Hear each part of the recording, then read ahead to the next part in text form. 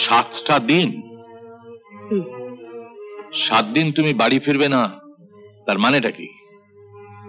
হাসপাতালে একজন সিরিয়াস পেশেন্টের দেখাশোনা করার জন্য আমার ওখানেই থাকা দরকার।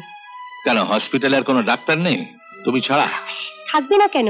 তবে কি আজকে হাসপাতালে যাবার সময় আমি একটা অ্যাক্সিডেন্ট করেছি, তাই এখন আমার দায়িত্ব ওই অ্যাক্সিডেন্ট হয়েছে ঠিক আছে, যার লেগেছে তাকে ক্ষতিপূরণ হিসেবে 500-700 টাকা দিয়ে দেওয়া হয়ে যাবে।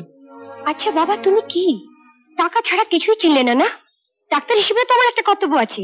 আমি আপনাকে তখনই বারণ করেছিলাম আঙ্কেল, রূপাকে ডাক্তারি পড়াবেন না। রোগীর নারেটিভে পেট ভরানোর জন্য ওই বংশে জন্মায়নি। প্লিজ শোভন, আমার ব্যক্তিগত ব্যাপারে কেউ কথা বলে এটা আমি পছন্দ করি না। ব্যাপারটা এখন শুধু তোমার ব্যক্তিগত নয়, তার সঙ্গে জড়িয়ে রয়েছে আমার ভবিষ্যৎ।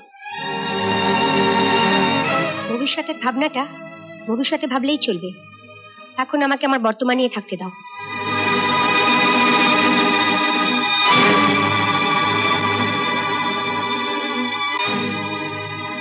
কাকে ফোন করছো? হসপিটালে। কেন? আজ থেকে তুমি আর হসপিটালে যাবে না, সেইটি জানিয়ে দেবো।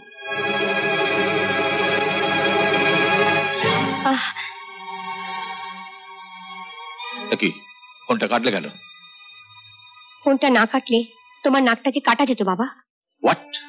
তুমি ফোন করে আমি যাব না বলার পরও যখন স্যার দেখতেন আমি সময় মতো পৌঁছে গেছি, তখন তোমার সম্মানটা কোথায় যেত বাবা? আর আমি মেয়ে হয়ে নিশ্চয়ই চাইবো না তোমার সম্মানটা যাক। একটা ইয়াং মেয়ে হয়ে 7টা রাত বাড়ির বাইরে কাটাবে, তারপরে বলতে চাও তোমার বাবার সম্মান থাকবে?